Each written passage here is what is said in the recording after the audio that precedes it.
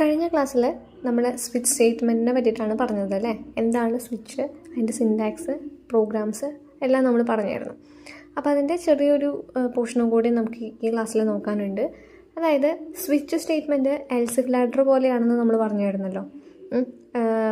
പെർഫോമൻസൊക്കെ ഏകദേശം സെയിം ആയിട്ടാണ്, നമ്മൾ എഴുതുന്ന രീതിക്ക് വ്യത്യാസമുണ്ടെന്ന് നമ്മൾ പറഞ്ഞിരുന്നു. എന്നാലും കുറച്ച് സിമിലാരിറ്റീസ് ഈ സ്വിച്ചും എൽസ് ഇഫ് ലാഡറും തമ്മിലുണ്ട്. അപ്പോൾ അതെന്താണെന്ന് നമുക്ക് നോക്കാം. സ്വിച്ച് സ്റ്റേറ്റ്മെൻറ്റും എൽസ് ഇഫ് ലാഡറും തമ്മിലുള്ള ഡിഫറൻസ്. ഇവിടെ സ്വിച്ച് സ്റ്റേറ്റ്മെൻറ്റ് പറയുന്നുണ്ട് പെർമിറ്റ്സ് മൾട്ടിപ്പിൾ ബ്രാഞ്ചിങ് അല്ലേ. മൾട്ടിപ്പിൾ ബ്രാഞ്ചിങ് അതായത് മൾട്ടിപ്പിൾ കണ്ടീഷൻസിന് വേണ്ടിയിട്ട് യൂസ് ചെയ്യുന്നു. എൽസ് ഇഫ് ലാഡർ എന്താ, പെർമിറ്റ്സ് മൾട്ടിപ്പിൾ ബ്രാഞ്ചിങ്. രണ്ടും എന്തിനാണ്, മൾട്ടിപ്പിൾ ബ്രാഞ്ചിങ്ങിന് വേണ്ടിയിട്ടാണ് യൂസ് ചെയ്യുന്നത്. സിമിലാരിറ്റിയാണ്. നെക്സ്റ്റ് സ്വിച്ച് പറയുന്നത് evaluates conditions with equality operator only അല്ലേ. സ്വിച്ച് സ്റ്റേറ്റ്മെൻറ്റിൽ എന്താണ്, ഈക്വാലിറ്റി ഓപ്പറേറ്റർ മാത്രം യൂസ് ചെയ്തിട്ടാണ് കണ്ടീഷൻസ് ചെക്ക് ചെയ്യുന്നത്. ഇനി എൽസ് ഇഫ് ലാഡറിലോ evaluates any relational or logical expressions. നമുക്ക് ലോജിക്കൽ എക്സ്പ്രഷൻസ് അല്ലെങ്കിൽ റിലേഷണൽ എക്സ്പ്രഷൻസ് ഒക്കെ വെച്ചിട്ട് ഉള്ള ഇവാലുവേഷൻ നമുക്ക് നടത്താൻ പറ്റും. സ്വിച്ചിൽ എങ്ങനെയാണ്, ഈക്വാലിറ്റി ഓപ്പറേറ്റർ യൂസ് ചെയ്തിട്ട്, അതായത് 1 ആണോ 2 ആണോ 3 ആണോ എന്ന് ചെക്ക് ചെയ്തിട്ട് മാത്രമാണ് നമ്മൾ എന്ത് ചെയ്യുന്നത്, സ്വിച്ചിൽ കണ്ടീഷൻസ് നോക്കണത്. പക്ഷേ എൽസ് ഇഫ് ലാഡറിൽ നമുക്ക് എന്താ, ഈക്വാലിറ്റി ഓപ്പറേറ്റർ മാത്രമല്ല റിലേഷണൽ എക്സ്പ്രഷൻസ് വരെ ചെക്ക് ചെയ്ത് നമുക്ക് ആൻസർ അല്ലെങ്കിൽ ഔട്ട്പുട്ടിനെ പ്രിൻ്റ് ചെയ്യാനായിട്ട് പറ്റും. ഇനി സ്വിച്ചിൽ പറയുന്നത് case constant must be an integer or A character type value അല്ലേ. നമ്മൾ കേസ് 1 കേസ് 2 അല്ലെങ്കിൽ കേസ് എ എന്നൊക്കെ പറഞ്ഞാൽ നമ്മൾ എഴുതുന്നില്ലേ സ്വിച്ചിൽ, അത് ഒന്നുകിൽ ഇൻറ്റീജർ വാല്യൂയോ ക്യാരക്ടറോ എന്തായാലും ആയിരിക്കണം. ഇനി എൽസ് ഇഫ് ലാഡറിലോ condition may include range of values and float point constants അല്ലേ. നമ്മളുടെ എൽസ് ഇഫ് ലാഡറിൽ കണ്ടീഷൻസ് ചെക്ക് ചെയ്യുമ്പോൾ നമുക്ക് ഇത്ര റേഞ്ച് ഓഫ് വാല്യൂസൊക്കെ ചെക്ക് ചെയ്യാനായിട്ട് പറ്റും. അങ്ങനെയാണ് വ്യത്യാസം. അവിടെ ഇൻറ്റീജേഴ്സ് മാത്രമേ യൂസ് ചെയ്യണം, ക്യാരക്ടേഴ്സ് മാത്രമേ യൂസ് ചെയ്യണം, അങ്ങനെയൊന്നുമില്ല. ഇത്ര മുതൽ ഇത്ര വരെ ആണോ അങ്ങനെയൊക്കെ നമുക്ക് ചെക്ക് ചെയ്തിട്ട് എഴുതാനായിട്ട് പറ്റും. ഇനി സ്വിച്ച് സ്റ്റേറ്റ്മെൻറ്റിൽ when no match is found default statement is executed അല്ലേ. സ്വിച്ചിൽ എങ്ങനെയാണ്, ഈ എല്ലാ കേസുകളും നോക്കിയിട്ട് നമുക്കൊരു മാച്ചിങ്ങും വന്നില്ല എന്നുണ്ടെങ്കിൽ ലാസ്റ്റ് എന്താണ്, ഡീഫോൾട്ട് എന്ന് പറയുന്ന ബ്ലോക്ക് ആയിരിക്കും എക്സിക്യൂട്ട് ചെയ്യുന്നത് അല്ലേ. ഇനി എൽസ് ഇഫ് ലാഡറിലോ when no expression evaluates to true else block is executed അല്ലേ. ഒരു ഇഫിൻ്റെയും സ്റ്റേറ്റ്മെൻറ്റുകൾ വർക്ക് ചെയ്തില്ല അല്ലെങ്കിൽ ഒരു ഇഫ് ബ്ലോക്കും മാച്ചിങ് വന്നില്ല എന്നുണ്ടെങ്കിൽ എന്തിലേക്കാണ് പോവുക, ലാസ്റ്റുള്ള എൽസ് ബ്ലോക്കിലേക്കാണ് എക്സിക്യൂട്ട് ചെയ്യാനായിട്ട് പോകുന്നത്. അപ്പോൾ സ്വിച്ചിൽ ഡിഫോൾട്ടുള്ള പോലെയാണ് നമ്മുടെ എൽസ് ഇഫ് ലാഡറിലെ ലാസ്റ്റത്തെ എൽസ് ബ്ലോക്ക് എന്ന് പറയുന്നത്. ഇനി സ്വിച്ചിൽ എന്താ പറയുന്നത്, break statement is required to exit from switch statement. നമ്മൾ ശ്രദ്ധിച്ചില്ലേ, സ്വിച്ച് എഴുതുന്ന സമയത്ത് ഓരോ കേസുകൾ കഴിയുമ്പോഴും നമ്മൾ ബ്രേക്ക് ഇങ്ങനെ എഴുതിക്കൊണ്ട് പോകും അല്ലേ. അതെന്താ, ഓരോ കേസുകളും അവസാനിക്കുന്നത് ഓരോ ബ്രേക്ക് സ്റ്റേറ്റ്മെൻറ്റുകൾ കാണുമ്പോഴാണ്. ആ ബ്രേക്ക് അവിടെ നമ്മൾ യൂസ് ചെയ്തില്ല എന്നുണ്ടെങ്കിലോ എല്ലാ കേസുകളും നമുക്ക് അവിടെ വർക്ക് ചെയ്ത് കിട്ടും. നമുക്ക് അതിൻ്റെ ആവശ്യമില്ലല്ലോ. മാച്ചിങ് വരുന്ന ഒരു കേസ് മാത്രം നമുക്ക് കിട്ടിയാൽ മതി. അത് കഴിഞ്ഞാൽ പിന്നെ സ്വിച്ചിന് പുറത്തേക്ക് വരണം. അതിന് വേണ്ടിയിട്ടാണ് ഓരോ കേസ് കഴിയുമ്പോഴും നമ്മൾ എന്ത് ചെയ്യുന്നത്, ബ്രേക്ക് യൂസ് ചെയ്യണത്.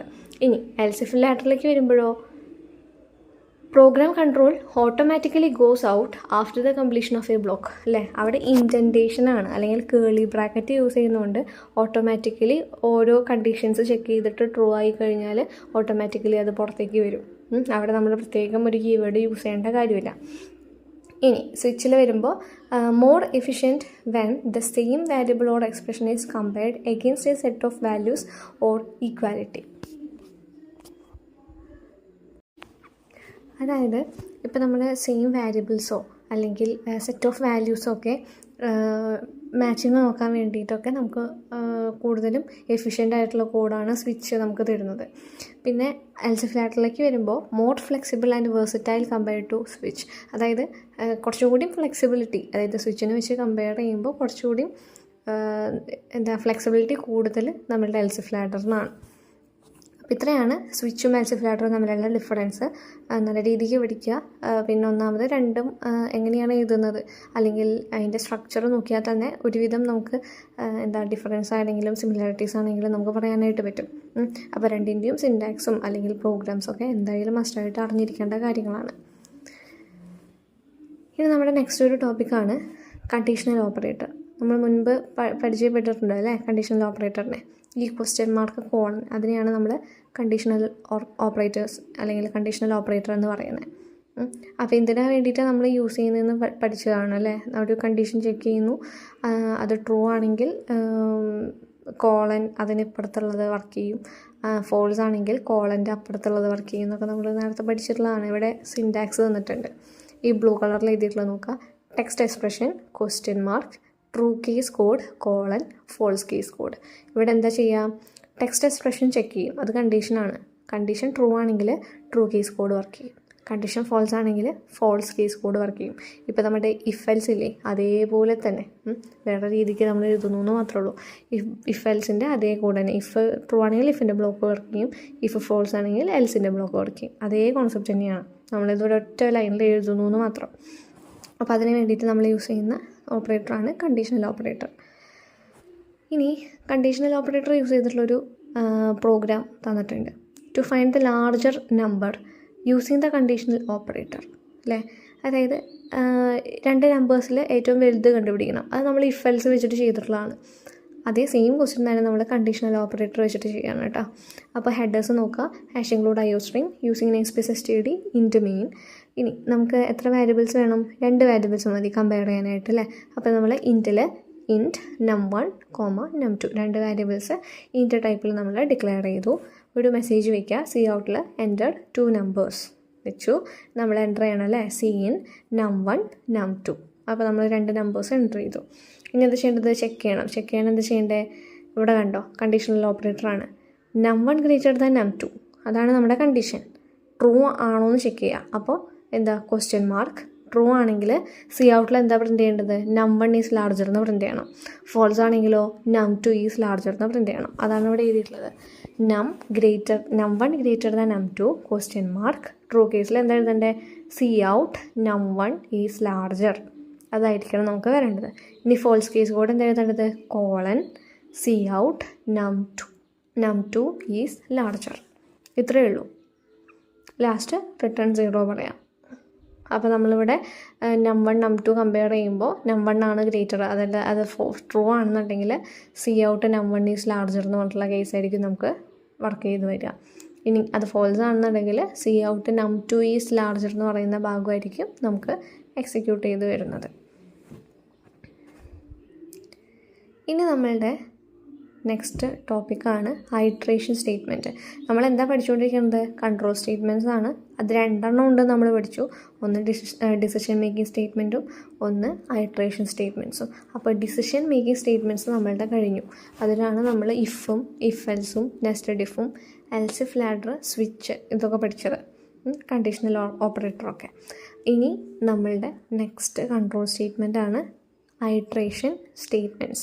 എന്തിനാണെന്ന് നമ്മൾ തുടക്കത്തിൽ പറഞ്ഞായിരുന്നു. എന്തിനു വേണ്ടിയിട്ട് ഐട്രേഷൻ സ്റ്റേറ്റ്മെൻറ്റ്സ് നമ്മൾ യൂസ് ചെയ്യണത്? ഒരു കുറച്ച് അല്ലെങ്കിൽ ഒന്നിലധികമോ സ്റ്റേറ്റ്മെൻറ്റുകളെ അല്ലേ റിപ്പീറ്റായിട്ട് എക്സിക്യൂട്ട് ചെയ്യാൻ വേണ്ടിയിട്ടാണ് ഐട്രേഷൻ സ്റ്റേറ്റ്മെൻറ്റ്സ് നമ്മൾ യൂസ് ചെയ്യാറ്. ഇവിടെ പറയുന്നുണ്ട് it is used to perform the repeated execution of 1 or more statements അല്ലേ. ഒന്നിലധികമോ സ്റ്റേറ്റ്മെൻറ്റുകളെ ഒരു നിശ്ചിത ഒരു കണ്ടീഷൻ ഉപയോഗിച്ച് ഇത്ര വരെ എന്ന് പറഞ്ഞ് നമ്മളത് റിപ്പീറ്റായിട്ട് എന്ത് ചെയ്യുന്നു? എക്സിക്യൂട്ട് ചെയ്തുകൊണ്ടിരിക്കുന്നു. അതിന് വേണ്ടിയിട്ടാണ് ഐട്രേഷൻ സ്റ്റേറ്റ്മെൻറ്റ്സ് നമ്മൾ യൂസ് ചെയ്യുക. ഇനി ഐട്രേഷൻ സ്റ്റേറ്റ്മെൻറ്റുകളിൽ ഏതൊക്കെ സ്റ്റേറ്റ്മെൻറ്റ് നമുക്ക് പഠിക്കാനുണ്ട്? ഇപ്പോൾ ഡിസിഷൻ മേക്കിങ്ങിൽ ഇഫും സ്വിച്ചും പഠിച്ച പോലെ ഐട്രേഷൻ സ്റ്റേറ്റ്മെൻറ്റുകളിൽ നമുക്ക് എന്തൊക്കെയുണ്ട്? While loop, for loop, do while loop. ഇങ്ങനെ 3 ടൈപ്പ് ഐട്രേഷൻ സ്റ്റേറ്റ്മെൻറ്റുകളാണ് നമുക്കുള്ളത്. വൈലും ഫോറും ഡു വൈലും. ഇനി ഒരു കാര്യം പറയാനുള്ളത്, എക്സാമിനൊക്കെ ചോദിക്കുന്ന കാര്യമാണ് 4 എലമെൻറ്റ്സ് ഓഫ് എ ലൂപ്പ്. ഇപ്പോൾ വൈലാണെങ്കിലും ഫോറാണെങ്കിലും ഡു വൈലാണെങ്കിലും 3 എന്താണ്? ഐട്രേഷൻ സ്റ്റേറ്റ്മെൻറ്റുകളാണ്. അപ്പോൾ ഈ ഐട്രേഷൻ സ്റ്റേറ്റ്മെൻറ്റുകൾക്ക് കോമൺ ആയിട്ട് വരുന്ന ഒരു 4 കമ്പോണൻസ് ഉണ്ട്, 4 കമ്പോണൻറ്റുകളുണ്ട്. എന്തൊക്കെയാണവ? ഏതൊക്കെയാണ്? 1 initialization, 2 test expression, 3 update statement, 4 body of the loop. ഇങ്ങനെ 4 കമ്പോണൻറ്റുകളാണ് ഒരു ലൂപ്പിന് ഉണ്ടായിരിക്കുക. എന്താണെന്ന് പറയാം. ഇനീഷ്യലൈസേഷൻ എന്ന് പറഞ്ഞാൽ എന്താണ്? നമ്മൾ വാരിയബിൾ ഇനീഷ്യലൈസേഷനൊക്കെ പഠിച്ചതല്ലേ. എന്താണത്? ഒരു വാരിയബിളിന് നമ്മളൊരു വാല്യൂ കൊടുക്കുക അതിനെയാണ് വാരിയബിൾ ഇനീഷ്യലൈസേഷൻ എന്ന് പറയാം അല്ലേ. അപ്പോൾ ഇവിടുത്തെ ഇനീഷ്യലൈസേഷൻ എന്ന് പറയുന്നത് നമ്മൾ പറഞ്ഞല്ലോ, ഒന്നിലധികമോ സ്റ്റേറ്റ്മെൻറ്റുകളെ നിർത്താതെ അല്ലെങ്കിൽ ഒരു കണ്ടീഷൻ വരെ റിപ്പീറ്റായിട്ട് എക്സിക്യൂട്ട് ചെയ്യുന്നതാണ് ലൂപ്പെന്ന്. അപ്പോൾ ഈ ഇനീഷ്യലൈസേഷൻ എന്ന് പറയുന്നത് ഇങ്ങനെ റിപ്പീറ്റായിട്ട് എക്സിക്യൂട്ട് ചെയ്യുന്നുണ്ടെങ്കിൽ നമുക്കൊരു തുടക്കം അല്ലെങ്കിൽ ഒരു തുടക്കത്തിലുള്ളൊരു വാല്യൂ കൊടുക്കണം. ഒരു സ്റ്റാർട്ടിങ് വാല്യൂ വേണം. ഇപ്പോൾ 1 മുതൽ അല്ലെങ്കിൽ 10 മുതൽ അല്ലെങ്കിൽ 100 മുതൽ എന്നൊക്കെ പറഞ്ഞിട്ട് നമ്മളൊരു ഇനീഷ്യൽ ഒരു സ്റ്റാർട്ടിങ് വാല്യൂ അവിടെ കൊടുക്കണം. ഇത്ര മുതൽ ഇത്ര വരെയാണ് അത് റിപ്പീറ്റ് ചെയ്യേണ്ടത് എന്ന് പറയാനായിട്ട്. അപ്പോൾ ഒരു സ്റ്റാർട്ടിങ് വാല്യൂ കൊടുക്കാനായിട്ടുള്ള ആ ഒരു ഭാഗത്തിനെയാണ് ഇനീഷ്യലൈസേഷൻ എന്ന് പറയാം. അപ്പോൾ ഇനീഷ്യലൈസേഷനിൽ അവിടെ വെച്ചിട്ടായിരിക്കും നമ്മുടെ ലൂപ്പ് എന്ത് ചെയ്യുന്നത്, സ്റ്റാർട്ട് ചെയ്യുന്നത്. ആ ഒരു വാല്യൂയിൽ നിന്നായിരിക്കും ലൂപ്പ് സ്റ്റാർട്ട് ചെയ്യുന്നത്. അപ്പോൾ അതാണ് ഇനീഷ്യലൈസേഷൻ. രണ്ടാമത്തെയാണ് ടെസ്റ്റ് എക്സ്പ്രഷൻ. ടെസ്റ്റ് എക്സ്പ്രഷൻ എന്ന് വെച്ചാൽ എന്താ, നമുക്ക് ഇപ്പോൾ 1 മുതൽ 10 വരെ ഈ ലൂപ്പ് വർക്ക് ചെയ്യണം. അപ്പോൾ ഈ 10ാമത്തെ ലൂപ്പ് എത്തിയോ എന്നവിടെ ചെക്ക് ചെയ്യണ്ടേ. 1 മുതൽ 10 വരെ അല്ലെങ്കിൽ 1 തൊട്ട് 10 പ്രാവശ്യം ഈ ഒരു ലൂപ്പ് വർക്ക് ചെയ്യണമെന്നുണ്ടെങ്കിൽ 10ാമത്തെ ലൂപ്പ് വരെ എത്തിയോ എന്നവിടെ കണ്ടീഷൻ നോക്കണം. ആ കണ്ടീഷനെയാണ് നമ്മളെന്താ പറയുന്നത്, ടെസ്റ്റ് എക്സ്പ്രഷൻ. ഒരു ലൂപ്പ് എത്ര വട്ടം അല്ലെങ്കിൽ എങ്ങനെ എത്ര പ്രാവശ്യം എക്സിക്യൂട്ട് ചെയ്യണം, അതിൻ്റെ ലിമിറ്റ് എത്ര വരെയാണ് എന്ന് ചെക്ക് ചെയ്യാൻ വേണ്ടിയിട്ടുള്ള ആ ഒരു സ്റ്റേറ്റ്മെൻറ്റിനെയാണ് നമ്മളെന്താ പറയുക, ടെസ്റ്റ് എക്സ്പ്രഷൻ എന്ന് പറയാം. ഇനി മൂന്നാമത്തെയാണ് അപ്ഡേറ്റ് സ്റ്റേറ്റ്മെൻറ്റ്. അപ്ഡേറ്റ് സ്റ്റേറ്റ്മെൻറ്റ് എന്ന് വെച്ചാൽ എന്താ, ഇങ്ങനെ അപ്ഡേറ്റ് ചെയ്തുകൊണ്ട് പോകാം. അതായത് ഒരു പ്രാവശ്യം വർക്ക് ചെയ്തു, ഇനി അത് രണ്ടാമത്തേലേക്ക് ആക്കണം അല്ലേ, അപ്പോൾ അത് വീണ്ടും അപ്ഡേറ്റ് ചെയ്യും. രണ്ടാമത്തെ പ്രാവശ്യം വർക്ക് ചെയ്തു, ഇനി അത് മൂന്നാമത്തേലേക്ക് ആവണം, അപ്പോൾ മൂന്നാമത്തെ അപ്ഡേറ്റ് ചെയ്തു, അങ്ങനെ 4ാമത്തെ അപ്ഡേറ്റ് ചെയ്തു. അങ്ങനെ എത്ര, ഇപ്പോൾ 10 വരെയാണെന്നുണ്ടെങ്കിൽ 10 പ്രാവശ്യം അതിനിങ്ങനെ അപ്ഡേറ്റ് ചെയ്ത് പോകണം. അപ്പോൾ അതിന് വേണ്ടിയിട്ടാണ് അപ്ഡേറ്റ് സ്റ്റേറ്റ്മെൻറ്റ്. 4ാമത്തെയാണ് ബോഡി ഓഫ് ദി ലൂപ്പ്.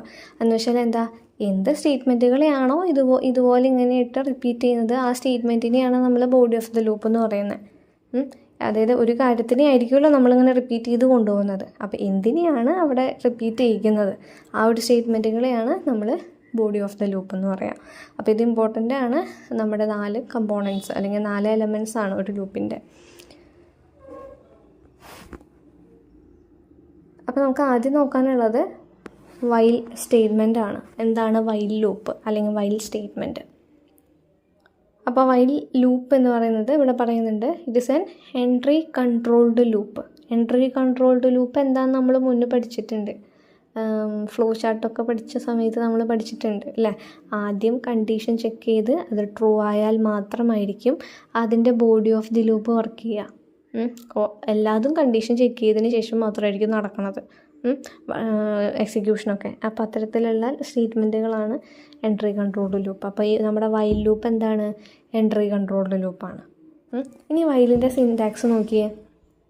സിൻടാക്സിൽ എന്താ, ആദ്യമേ തന്നെ ഇനീഷ്യലൈസേഷൻ ഓഫ് ലൂപ്പ് വാരിയബിൾ, ആദ്യമേ തന്നെ ഇനീഷ്യലൈസേഷൻ ഉണ്ടാവും, സെമികോളൻ. രണ്ടാമത്തെ ലൈനിൽ എന്താ, വൈൽ ടെസ്റ്റ് എക്സ്പ്രഷൻ അല്ലേ. വൈലിൻ്റെ ഉള്ളിൽ എന്ത് നോക്കി, കണ്ടീഷൻ നോക്കി.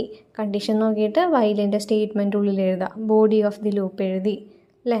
ഏറ്റവും താഴെ ബോഡി ഓഫ് ദി ലൂപ്പ് കഴിഞ്ഞാൽ ക്ലോസ് ചെയ്യുന്ന ബ്രാക്കറ്റിന് മുകളിലായിട്ടുള്ള സ്റ്റേറ്റ്മെൻറ്റിൽ എന്തുണ്ടാവും, അപ്ഡേറ്റ് സ്റ്റേറ്റ്മെൻറ്റും ഉണ്ടായിരിക്കും. ഇങ്ങനെയാണ് വൈൽ ലൂപ്പ് എഴുതുക. അതിൻ്റെ ഒരു സ്ട്രക്ചർ, ആദ്യം ഇനീഷ്യലൈസേഷൻ്റെ ലൈൻ എഴുതുക, പിന്നെ വൈലിൽ കണ്ടീഷൻ എഴുതുക, body of the loop start ചെയ്യുക, അതായത് കേളി ബ്രാക്കറ്റ് ഓപ്പൺ ചെയ്യുക, ബോഡി ഓഫ് ദി ലൂപ്പ് എഴുതുക, ലാസ്റ്റ് അപ്ഡേറ്റ് സ്റ്റേറ്റ്മെൻറ്റ് എഴുതുക, വൈൽ ലൂപ്പ് ക്ലോസ് ചെയ്യുക. നമ്മുടെ 4 എലമെൻറ്റ്സും വൈലിലുണ്ട്. തുടക്കം ഇനീഷ്യലൈസേഷൻ, പിന്നെ വൈലിൽ കണ്ടീഷൻ, പിന്നെ body of the loop, last update statement. ഇവിടെ വർക്കിംഗ് നോക്കിയേ. ഇൻറ്റ് k = 1 അല്ലേ, അത് ഇനീഷ്യലൈസേഷനാണ് അല്ലേ. k 1 ആക്കി, അത് 1 എന്നാണ് സ്റ്റാർട്ട് ചെയ്യുന്നത് നമ്മൾ പറഞ്ഞു. വൈൽ കണ്ടീഷൻ നോക്കുകയാണ്, വൈൽ k <= 3, അതായത് 1 <= 3. ട്രൂ ആണോ ഫോൾസ് ആണോ, ട്രൂ ആണ് അല്ലേ. അപ്പോൾ വൈലിൻ്റെ ഉള്ളിലേക്ക് വന്നു, സി ഔട്ടിൽ kനെ പ്രിൻറ്റ് ചെയ്തു. അപ്പോൾ kയുടെ വാല്യൂ എത്രയാണ്, 1നെ പ്രിൻറ്റ് ചെയ്തു. തൊട്ട് താഴെ എന്താണുള്ളത്, +k അല്ലേ. അപ്പോൾ kയുടെ വാല്യൂ എന്താവും, 2 ആവും. വീണ്ടും അങ്ങോട്ട് വരിക, വൈലിലേക്ക് വരും അല്ലേ, ലൂപ്പല്ലേ. അപ്പോൾ വൈലിൻ്റെ ലാസ്റ്റത്തെ സ്റ്റേറ്റ്മെൻറ്റ് കഴിഞ്ഞാൽ പിന്നെയും വൈലിലേക്കാണ് വരിക. വൈലിലേക്ക് വന്നു, k <= 3, അതായത് kയുടെ വാല്യൂ ഇപ്പോൾ എത്രയാണ്, 2 ആണ്. 2 <= 3 കണ്ടീഷൻ ട്രൂ ആണ്. അപ്പോൾ ഉള്ളിലേക്ക് വരും, kനെ പ്രിൻറ്റ് ചെയ്യും. ഇപ്പോഴത്തെ കെയുടെ വാല്യൂ എത്രയാണ് 2. അപ്പോൾ നേരത്തെ 1 പ്രിൻറ്റ് ചെയ്തിട്ടുണ്ട്, ഇപ്പോൾ 2ഉം പ്രിൻറ്റ് ചെയ്തു. ഇനി നേരെ പ്ലസ് കെയ്ക്ക് വന്നു. അപ്പോൾ കെ എത്രയായി 3 ആയി അല്ലേ. അപ്പോൾ ഇത് വീണ്ടും എങ്ങോട്ട് പോവും, വൈലിലേക്ക് പോവും. വൈലിലേക്ക് പോയി കെ <= 3, അതായത് 3 <= 3 കണ്ടീഷൻ ട്രൂ ആണ് അല്ലേ. അപ്പോൾ വീണ്ടും ഉള്ളിലേക്ക് വന്നു, സി ഔട്ടിൽ കെനെ പ്രിൻറ്റ് ചെയ്തു, അതായത് 3നെ പ്രിൻറ്റ് ചെയ്തു. അപ്പോൾ 1 2 3നെ ഇപ്പോൾ പ്രിൻറ്റ് ചെയ്തു. ഇനി കെ പ്ലസ് ചെയ്യും അല്ലേ. പ്ലസ് കെ പറഞ്ഞാൽ കെ എത്രയാവും 4 ആവും. നേരെ വൈലിലേക്ക് വരും. വൈലിൽ വന്നിട്ട് എന്ത് ചെയ്യും, കെ <= 3 ആണോ നോക്കും, അതായത് 4 <= 3 ആണോ നോക്കും. അല്ല അല്ലേ. അപ്പോൾ വൈൽ അവിടെ സ്റ്റോപ്പ് ചെയ്തു. ഇങ്ങനെയാണ് വർക്കിംഗ് വരിക. അപ്പോൾ വൈൽ എക്സിക്യൂട്ട് ചെയ്ത് ലാസ്റ്റ് സ്റ്റേറ്റ്മെൻറ്റ് കഴിഞ്ഞാൽ വീണ്ടും വൈലിൻ്റെ ടെസ്റ്റ് എക്സ്പ്രഷനിലേക്കാണ് വരിക. ഇങ്ങനെ റിപ്പീറ്റ് ചെയ്തുകൊണ്ടിരിക്കും. അപ്പോൾ ഇതാണ് വൈൽ ലൂപ്പ്.